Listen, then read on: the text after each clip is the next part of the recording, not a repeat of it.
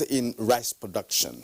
But the question is, what next? And that's our topic today on this edition of the program. Good evening and welcome to the program. The volume of rice produced in Nigeria has escalated to 8 million metric tons, with government aiming to achieve 18 million tons by 2023. Rice pyramids springing up in parts of the country is a clear indication of huge success that has been recorded. But now the focus is shifting to value chain concept, which acknowledges that production must be linked to demands and the critical role of organized flow from producers to consumers. Researchers are of the view that developing rice value chain would require improved technologies, and that rice as a cereal grain with vitamins and minerals form important components of poultry and dairy feed, just as rice husk, a byproduct of the milling industry and a renewable resource, can add substantial value to rice production. Today on the program, we shall take a critical look at the potentialities of rice value chain and its practicability in Nigeria. My guest today is the National Vice Chairman, Rice Farmers Association of Nigeria, Emir. You're on to Weekend File, and I am Kirian Umayo. The news starts now. The 2020 Unified Tertiary Matriculation Examination, UTME, commenced today with not less than 1,900,000 candidates expected to sit for the exercise. Out of this number, 312,153 participated on the commencement day nationwide. Online Kojo reports that the examination body also introduced some practices to protect candidates and examiners with global attention on COVID-19. Biometrics began as early as 7 a.m. to give candidates a clean bill of health before entering the examination hall. This is to checkmate the issue of multiple registration. The examination appeared smooth, and the applications seamless in some centers visited. Candidates had 2 morning hours to convince the examiner after months of burning the midnight oil. Time went pretty well, and there was no system failure. Some systems had some letters like mix up, but that changed my system, but it went well. At first when I came in, I was so excited that today I'm going to write my exam and everything will be okay. But when I started the thumb printing, my finger was not working. If at all there are cases, they may just be one out of hundreds of thousands, and we've put adequate provision to address such cases when they come. The 2020 UTME CBT examination is expected to end in April. The result is as eagerly anticipated by the examination body as it is by the candidates. Olainka Ujo, NTA News. As the 2020 Unified Tertiary Matriculation Examination UTME kicked off today, with candidates in many states across the country participating, Momso Damian Dati compiled some of the states who had a successful exercise. Umo Basi Edits, who visited some examination centers in Calabar, reports that the examination was not without technical hitches. At first, the servers went down, so they just had to give us more time before they brought it back up again. But apart from that, it went well. I'm not satisfied because the exam is supposed to be taking place since 9 a.m. in the morning. Now it's almost 1 or after 1, thereabouts, and the children have not taken their exams. And moving down to Lagos, Hingino John Adams reports that the exercise, which witnessed a large turnout of candidates, was hitch-free and peaceful. Everything is still going on fine as at this moment. I'm expecting not less than 289 in my JAMB. The computer base is like a very easy process, is less stressful. From JUST comes a report that the Joint Admission Matriculation Board JAMB commenced at several centers with an impressive number of candidates in attendance. Tama Panyi went around some exam centers in Jos North and South to ascertain the situation. I've challenged it to my computer and I called the attention of the security. The problem with my thumb, it did not scan me early. 1 or 2 candidates that were not captured, but later on they got captured. So far it's been smooth. Meanwhile, Abubakar Mohammed Musa, who monitored the examination in Maiduguri, the Borno state capital, described it as relatively successful, with significant turnout of prospective candidates in all the designated centers. That are going to sit for the examination. 250 candidates are sitting for the first set, that is for the morning session. Then for the midday we have another 250 candidates. This center is really going down well with us. We don't have any problem so far. Everything is okay. As we can see, our candidates, they are trying their best. Momso Damien Ati, NTA News. Thank you, Ma'am. So now to talk more on the nationwide JAMB exercise that commenced today is the registrar of the board, Professor Ishak Oloyede. So welcome to the program. Thank you very much. Now today the exercise to facilitate the absorption of about 2 million prospective candidates into various tertiary institutions began today across the country. Now what is your candidate assessment of the exercise today? It has been as expected. It has been a successful outing. We have 663 centers. 5 of them had problem. One in Oyo, one in Kogi, and 1 or 2 elsewhere. And we have to cancel those centers, and the candidates for those 5 or 6 centers had been redistributed. So we had planned for 10 for today, that we will have 10 of the 663 failing, and therefore we have positioned 10 centers as substitutes.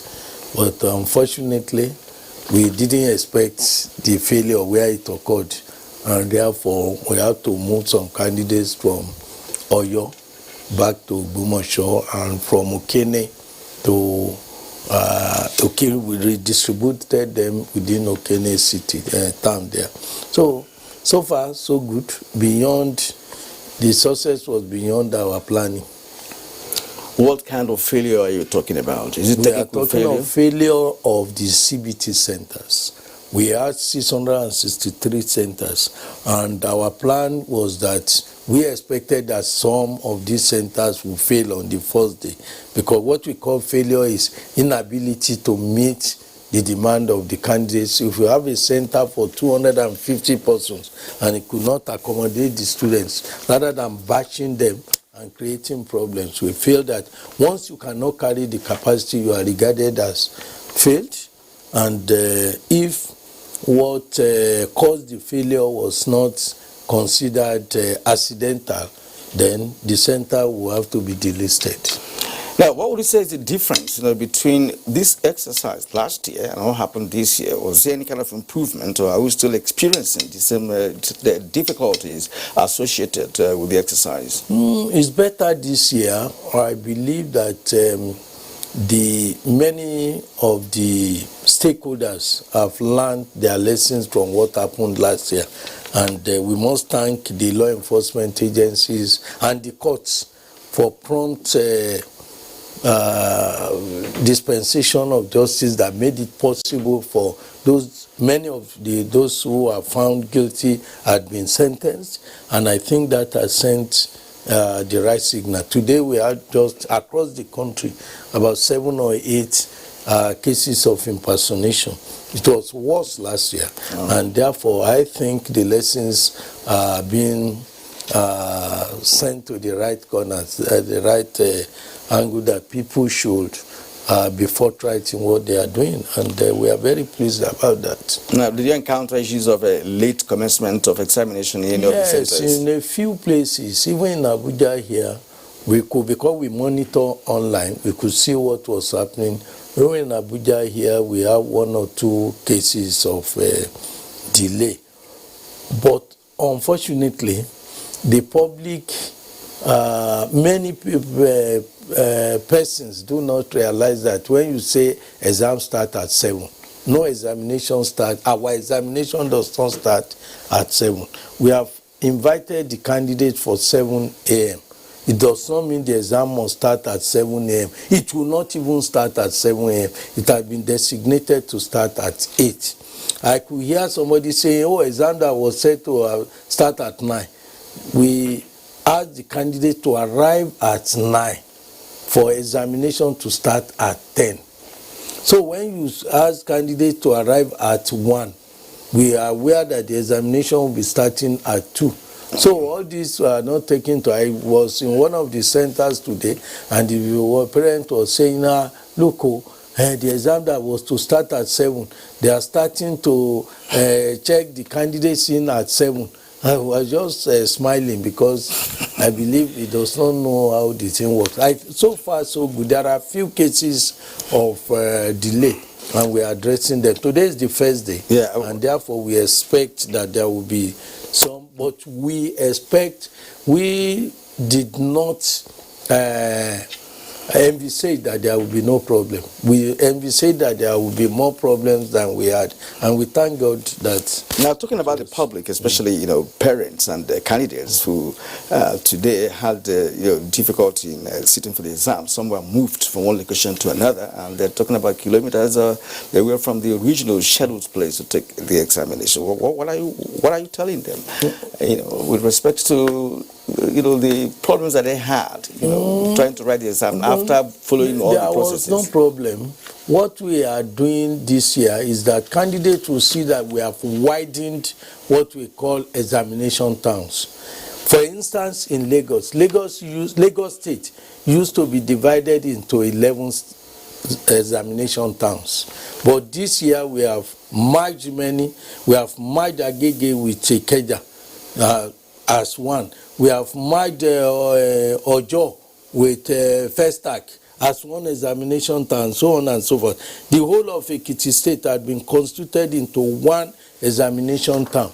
This is to reduce the possibility of examination malpractices, because we believe that when there are few examination centers, the possibility of connivance with the examiner, pre-planning and so on. So we have to suffer one inconvenience or the other in order to ensure that we have the integrity of the examination is protected. Now, not all the candidates that registered took the examination. When are we having the next one? The next one will be Monday. We are going to continue on Monday. Some had been designated for Monday, some Tuesday, Wednesday. Today we had over 300, about 312,000 today. On Monday we were having close to 600,000 because there will be 3 sessions on Monday, and that's how we will take them. We expect that by Thursday we will have very few. Only 3 or 4 states will be having candidates that had not. By latest by Monday next week, we will have finished the examination.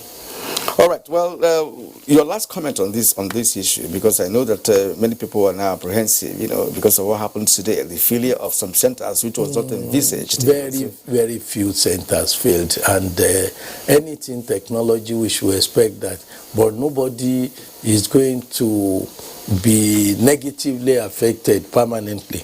There could be inconveniences here and there, but it's in our common interest. No need for anxiety.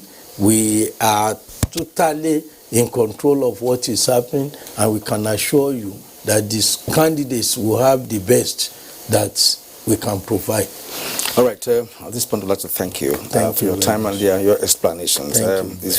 Well, we are hoping you're going to have a good run, completing the rest of the examinations. Thank you. I have been speaking with Professor Ishak Oled, of course, the JAMB Board Registrar on Weekend File. All right, now moving ahead, the presidency says contrary to allegations of collusion to remove former Emir Sanusi from office, the presidency had intervened at many stages of the conflict to avoid escalation in the last 2 years, but the efforts collapsed because of the unwillingness of the two sides to shift ground.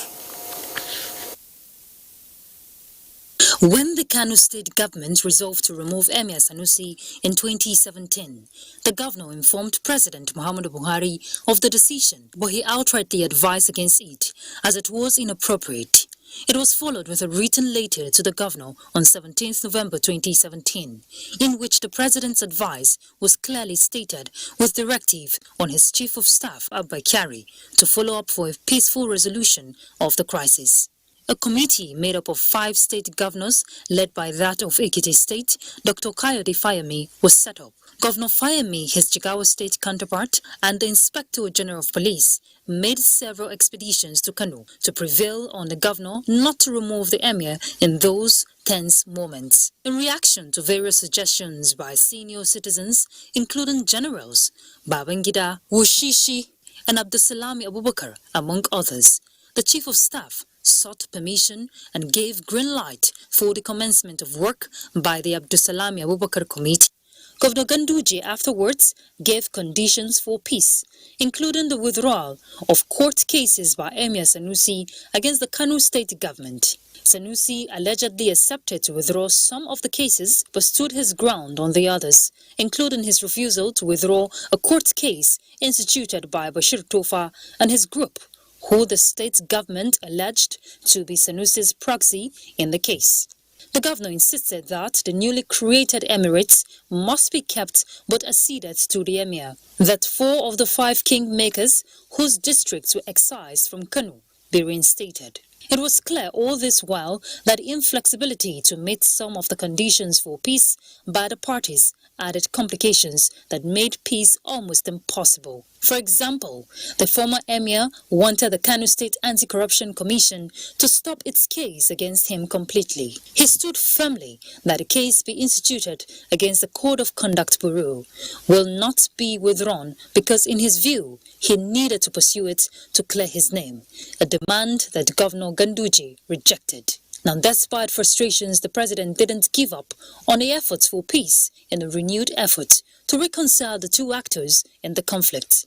Having gone to this extent for peace, it is uncharitable and baseless to accuse President Buhari of ordering Ganduje to depose Sanusi. The president holds Sanusi in high esteem and has nothing personal against him and couldn't have instructed Ganduje to depose him, the statement added.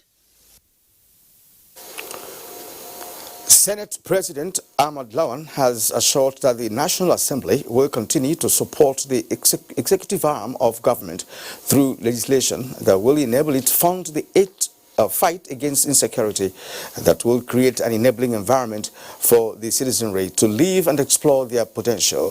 The Senate President said this at the grand finale of the 2020 Arungu International Fishing and Cultural Festival in Arungu. Anthony Folsom was there. Matamfada River in Arungu is not new to the people. It can only be new to a first-timer to the area. It is the traditional fishing sport during the Arungu Fishing Festival. In the last 10 years, no fishing activity has taken place here. With the return of the festival this year, the enthusiasm was high, probably a reason why the over 30,000 fishermen who had assembled to be part of the fishing spree jumped the gunshot to signal the start.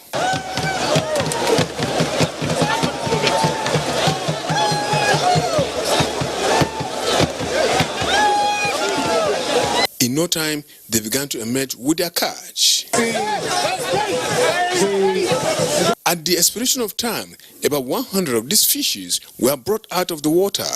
Abubakar Yahu from Augi had the biggest catch, weighing 78 kilograms, while Balaya Haya and Sani came second and third, respectively, with their catch weighing 75 and 70 kilograms, respectively. They got cash, vehicles, and seats to perform Hajj as their reward. Members of the motor race were not left out of the largesse, as Pujo emerged overall winner. Senate President, while commending Kebbi State government for its commitment and determination to revive the festival, said the National Assembly will do all in its capacity to enable the federal government support states in sustaining cultural heritage. This is one activity that had started in 1936, and by the grace of God, from this moment on, this activity, this fishing festival, will continue to take place. And I believe that the Kebbi State government has done quite a a lot, but we are also doing quite a lot at the national level in the National Assembly to support and continue to support Mr. President to provide security for all Nigerians in all parts of the country. And what we do here is to appropriate funds and to ensure that the funds are released to the security agencies of our country.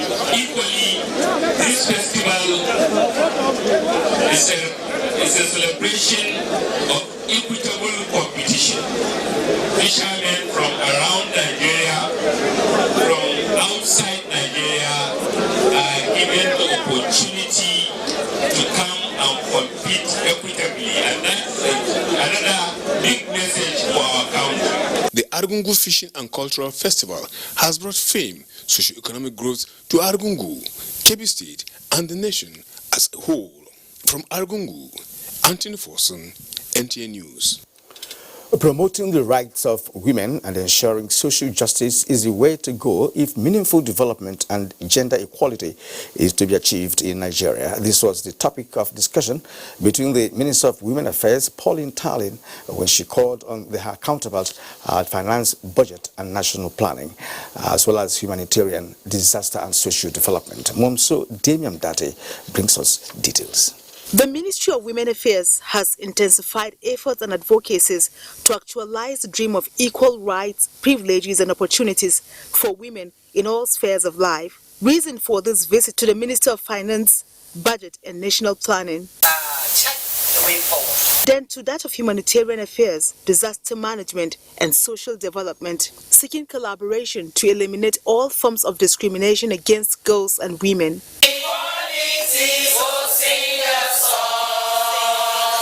And finally, to the Minister of State for Environment, Sharon Ekiazo, Mrs. Talin is also seeking support for legislative review and passage of gender and equal opportunity law to ensure equity at all levels. Momso Damian Dati, NTA News. Towards renewing its drive to enforce the copyright laws and ensure that credit and benefits go to the rightful owners, the Nigerian Copyright Commission, NCC, has sealed off 2 communication outfits for allegedly rebroadcasting other media houses' programs without operational licenses. This was during a raid in Umuahia, the Abia State capital. Ifeoma Nduokoli has that report.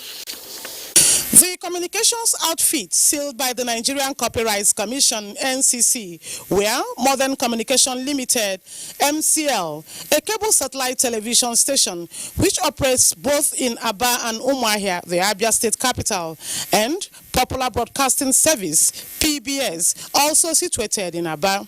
Coordinator of the Nigerian Copyright Commission, Rivers State Office, Nkechi Okechukwu, pointed out that the communication outfits were sealed for illegal distribution of paid television channels and rebroadcasting of other TV stations' contents. They just go and get people's content and place on their content. They don't pay, they start using it, and you know that is economic sabotage. They just get the smart card, they now redistribute. Because once you rebroadcast, it's illegal, it's piracy. NCC says staff of the sealed communication outfits who were arrested during the raid will be charged to court. In Umuahia, Ifeoma Nduokoli, NTA News. The fulfillment of and realizing a long-term desire of establishing marriage institution between ASP Hassan Adamu and his heartthrob came to fruition at the annual mosque. Abubakar Usman Akwanga reports that the gathering reflects colorful representation of all strata of persons, including the Chief of Staff to the President, Abba Kyari, among others. The popular Anur Mosque came alive with personalities from across the country who converged to witness the coming together of ASP Hassan Adamu and son to the Inspector General of Police with his soulmate Sumaya Abdullahi Goje. The Emir of Lafia, Justice Muhammad Sidi Bagye I, retired, received the bride on behalf of the groom from the bride's family representative and Sarkin Yakin Adija, Jibril Muhammad Hassan, after fulfillment of 100,000 naira as bride price. Imam Al-Kongoni performed the marital rites according to Islamic jurisprudence and later pronounced Hassan and Sumaya as husband and wife. The chief imam describes marriage in Islam as a sacred institution which comes with serious responsibilities and requires patience, tolerance, forgiveness, perseverance, and respect to strive.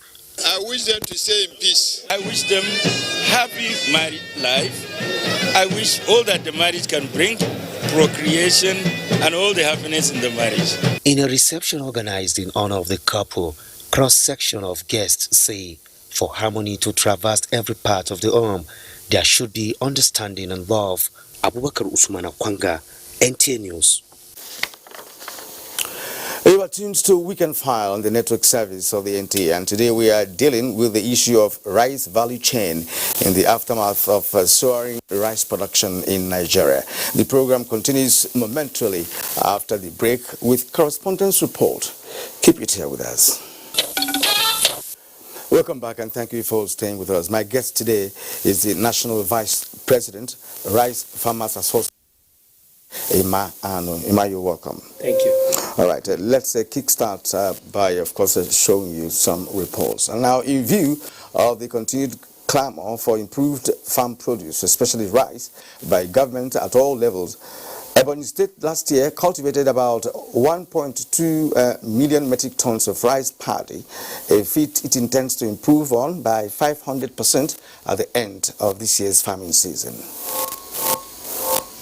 Over the years has assumed great significance as a major staple food consumed in Nigeria. In Ebonyi State, the one-man, one-hectare agri-policy embarked upon by the state government has opened up the agri sector, leading to increase in annual rice production from less than 500,000 metric tons to 1,200,000 metric tons. Production of 2019, from the immediate assessment we had produced 1,200,000 metric tons of paddy from Ebonyi State. Also, with proper mechanization, the over 20,000 hectares of land in the 3 senatorial zones can make the state achieve its year 2020 2 million metric tons target. What we consume in Ebonyi is less than 20% of what we produce.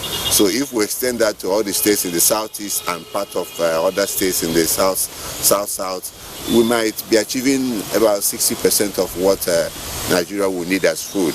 Aware of this paradigm shift, farmers who are already undergoing training and profiling in the state are calling for early support, especially in the area of interest-free loan and improved seed variety. If you do not plant on time, the rice gummies will affect the rice. Farmers believe that the popular Abakaliki rice, now christened the Ebonyi Rice World, through the 8 mega processing plants installed across the state, will not only make Nigeria rice sufficient, but will soon turn her into the world's rice destination. In Abakaliki, Chinaza John, NTA News. Homegrown rice is enjoying high patronage in Kano as major sales outlets are flooded with high-quality variety of the commodity. Yanasu Hassas Barao reports that the rice is linked to the closure of Nigeria's land borders. Investigation shows that eateries in Kano serves dishes of rice to their customers, but most of them prefer homegrown rice. Our local rice, because of sweet, I can say that our local rice is very good. I prefer it more than the foreign rice. Eating for sweet is sweet, normal, but it get wahala. But those wahala, they're supposed to reduce it for us. Nutritionists are of the view that homegrown rice contains vital body-building mechanism, which makes it more nutritious than the foreign one. And the time they grown it in their country there, some spend 10 years, 15 years, 20 years. They just rebag it and bring it back to us.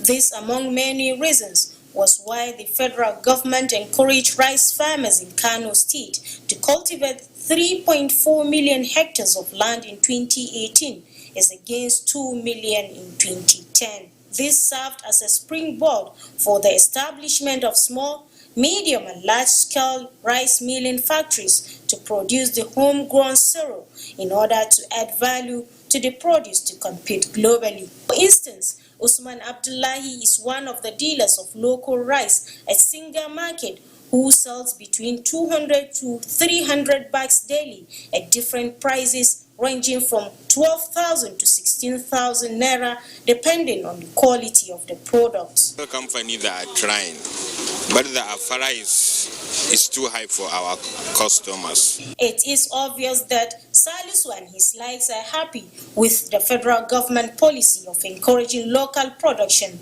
which in turn changed their economic fortune. In Kano, Yohannes Hassanbaro, NTA News. All right, now let's welcome the National Vice President, Rice Farmers Association of Nigeria once more and get him talking. You're welcome to the program. Thank you. It does appear that it's now uhuru for rice producers in Nigeria as the demand for local rice is on the increase. What's the magic? Well, first, we are on behalf of the Rice Farmers Association of Nigeria. I want to sincerely thank Mr. President, the President of Federal Republic of Nigeria, President Muhammadu Buhari, for his foresight and for his commitment in developing the Nigerian economy and for making Nigerians to eat what we produce.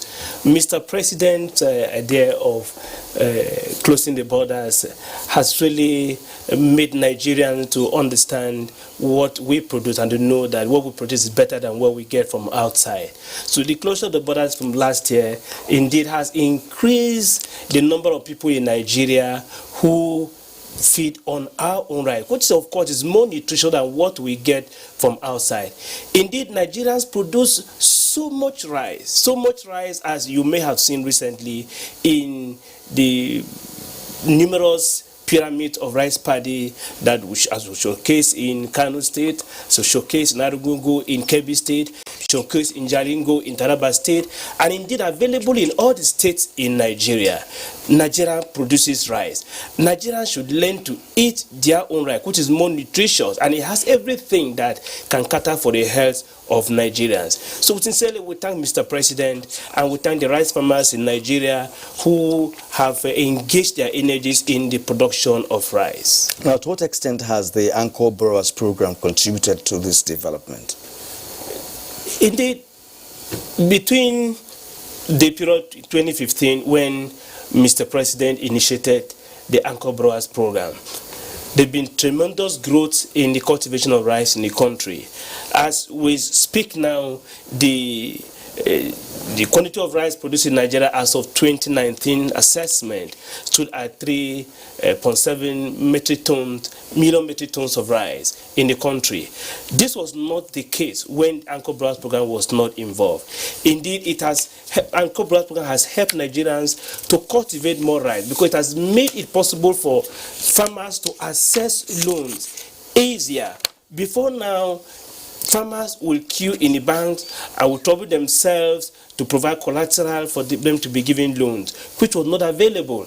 But with the introduction of the Anchor Borrower Program by Mr. President, it has become easier for farmers to access loans at very low interest rate and easier, and making them to get involved in a cultivation program. And this indeed has increased the cultivation potential of Nigerians tremendously and has made rice available everywhere in all the states in the country. Now, what also appears interesting is the fact that you now have data of rice farmers in Nigeria. Is that correct? Yes. You have data of rice producers in Nigeria? Yes, we have. Okay, fine. Now, the pyramids are beginning to spring up in different parts of the country, especially in the north, Kebbi, for instance, right? And Nigerians are beginning to think of shifting emphasis from production to value chain, value addition. Is there anything of that nature in your thinking, of course in the thinking of your members, how we can drift from rice production to rice value chain?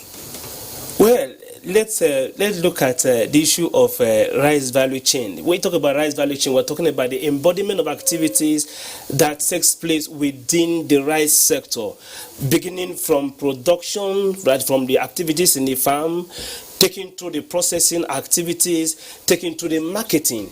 And from these activities, you have a chain of activities which takes place from the production, from the processing, even to the marketing. And as these activities go, so also the impact is made in the economy of Nigeria. Because, for instance, in production, you have farmers get involved in the production cycle, and while they get involved in the production cycle, you have people who get involved in the supply of inputs for farmers to cultivate their product. Now, this company that supplies input, the proportion of workers that work in those companies has increased tremendously within this period. The same thing too.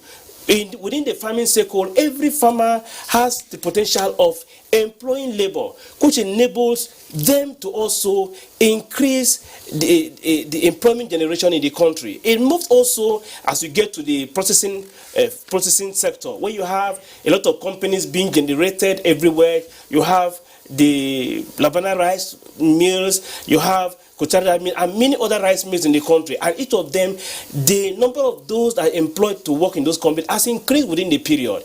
It's also available those that get involved in marketing, which either the middlemen which buy to go and sell, or even the retailers who sell in cups to the local consumers. So there is tremendous impact made from the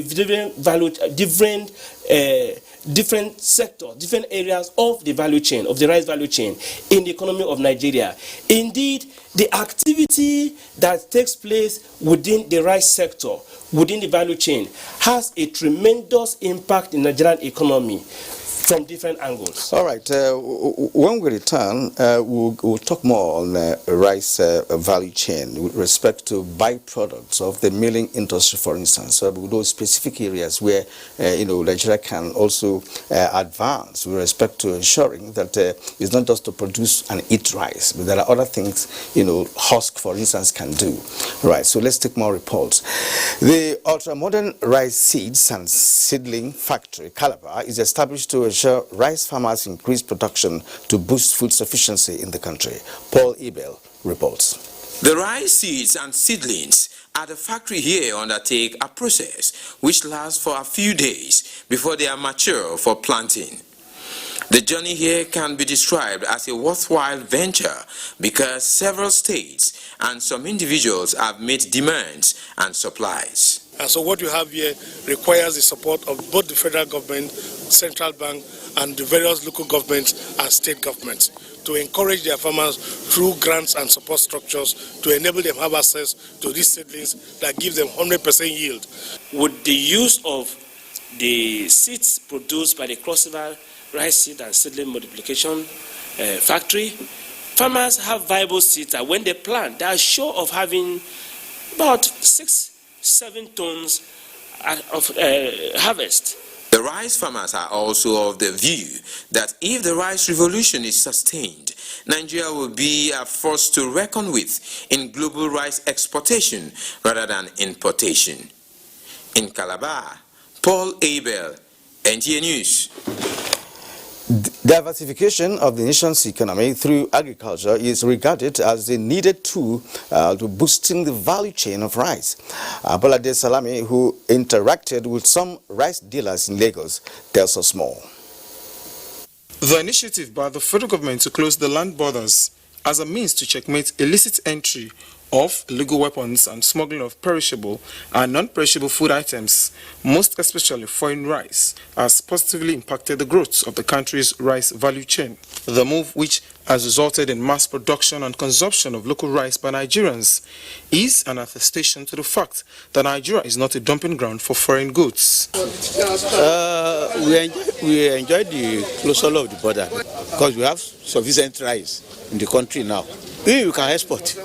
Now, like before, if you book, you take 2-3 weeks. But now, if you book today, 3 days, you have got it. The zeal by the government to make Nigeria self-sufficient in rice production, most rice dealers say, is on course. I used to go to Cotonou to bring rice. God forgive me. Thank God they closed that border.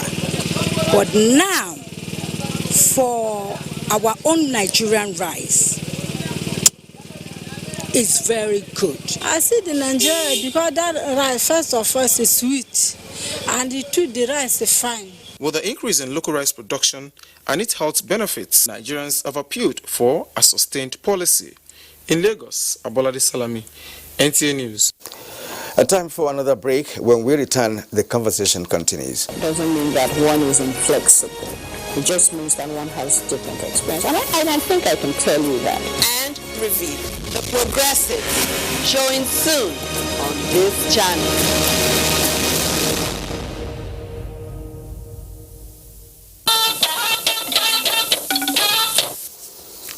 All right, you're welcome back, and we still have Mr. Arungu here with us. And you were itching to say something about the ultra-modern rice seeds and seedling factory in Calabar. Yes. In fact, rice farmers in Nigeria deeply appreciate the establishment of the ultra-modern rice mill in Calabar, because it is an innovation of the governor of Cross River State, His Excellency Senator Professor Ben Ayade, which has come to change the narratives of rice cultivation.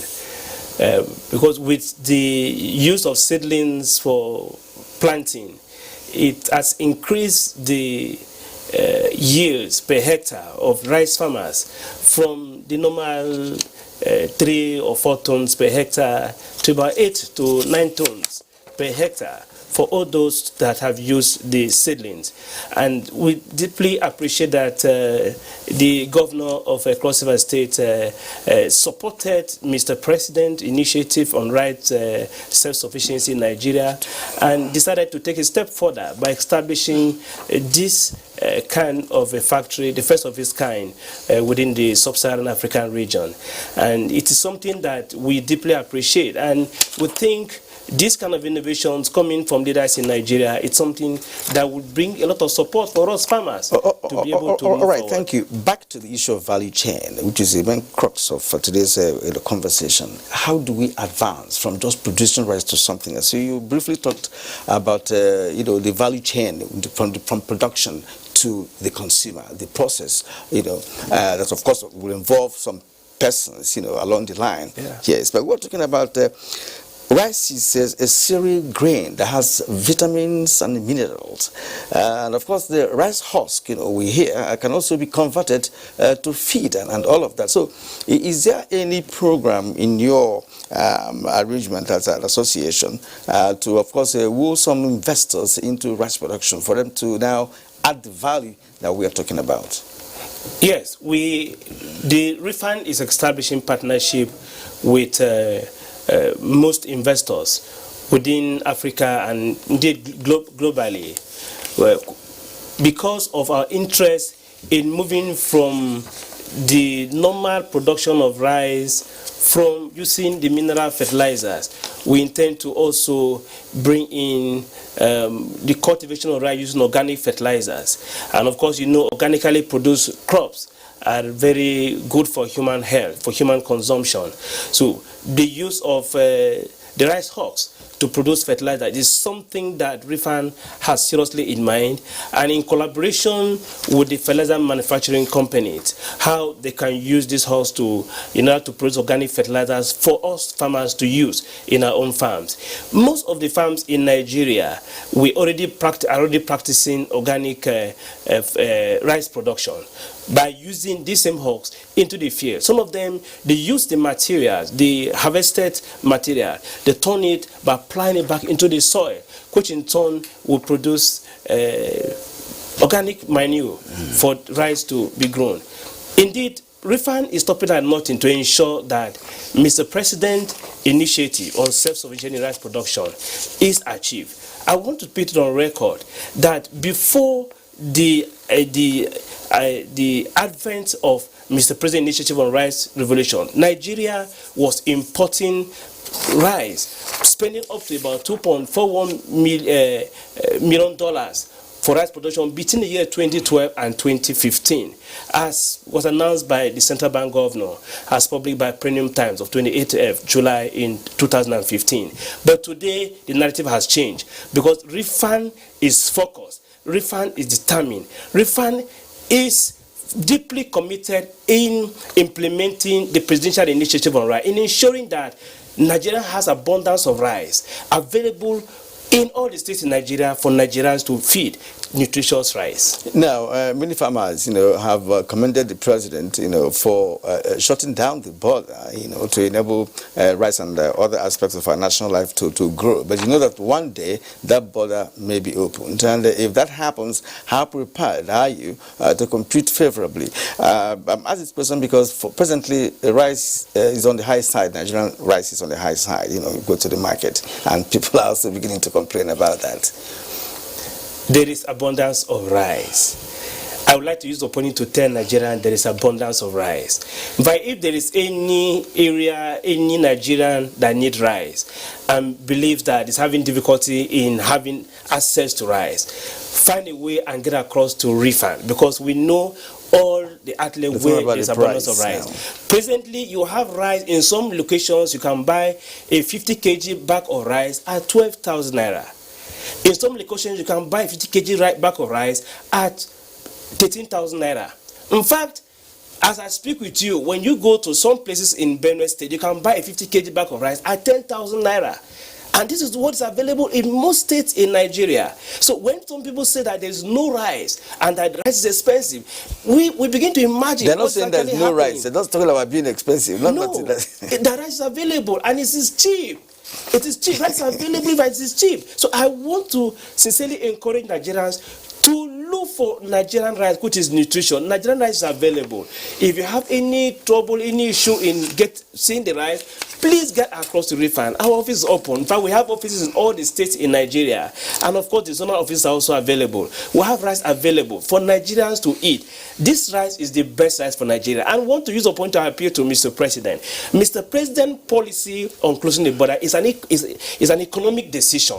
It's a decision that is good for Nigeria and for Nigerians, because it is for the benefit of Nigeria in terms of developing the Nigerian economy, and indeed it is for the good of Nigerians in terms of wealth creation for Nigerians, in terms of employment generation for Nigerians, and indeed this policy should be sustained, because this policy is the same policy that also encourages the sustainability, the production, the activities of companies which supply input to the rice sector. So it affects every sector in the Nigerian economy. Thank you so much. As you know that Nigeria cannot live in isolation, that one day the president might change that policy, and you guys just have to be prepared to compete. All right, and that's a thank you at this point for being part of the program. Thank you indeed. It's been very interesting talking to you this evening. That's the National Vice President, Rice Farmers Association of Nigeria, Emir. No. Thank you. Thank you. Now we'll take another break. We'll be back shortly. National Sports Festival, Governor Babajide Sanwo-Olu, who highlighted the importance of the biannual sports fiesta to the unity of Nigeria, charged Team Lagos to be good ambassadors and aim at the first position at the Games. We're going to be fair, we're going to be firm, and we're going to ensure that Lagos will never carry last. Yes. Right? We will come back to the first position. That's what is deserving of us. Team Lagos Watch Wars ahead of the Games is Operation 100 Gold Medals. With sports update, Olumide Guntola, NTA News. Vice President Emir has paid a condolence visit to the family of late Aliu Gomina, one of the police escort riders in the convoy of the Vice President, who was involved in an accident Friday evening along Airport Road, Abuja, while on official duty. State House correspondent Jide Onifade reports. Late Inspector Aliu Gomina was one of the police escort riders in the convoy of the Vice President. Unfortunately, he was knocked down and out by a driver on the way to the airport on Friday evening. As an outrider, he was ahead, and there was this Camry that hit him and threw him against another moving trailer. The Vice President aborted the trip immediately and said that he was going to come today. Vice President Yemi El-Shimbajo, along with other senior staff, are here for the second time and are being welcomed by the head of the Greek community, Eliaji Harazan Yusuf. He laments the loss of the father of 12 and a worthy member of the community, but takes solace in the fact that the late Gomina lived an exemplary life. Vice President Yemi El-Shimbajo, while commiserating with the wife, Asia, and the children, says late Gomina served diligently and government would do all that is necessary in support of his family. Himself and the federal government of Nigeria will continue to support the family and do everything that is necessary to comfort this family. And he also expressed his personal regrets. He's very greatly saddened by what has happened.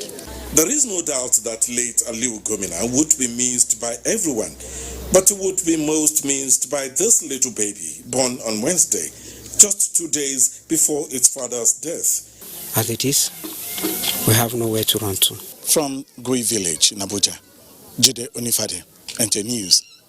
Well, and that's our program for today. We thank you for watching. See you again next week.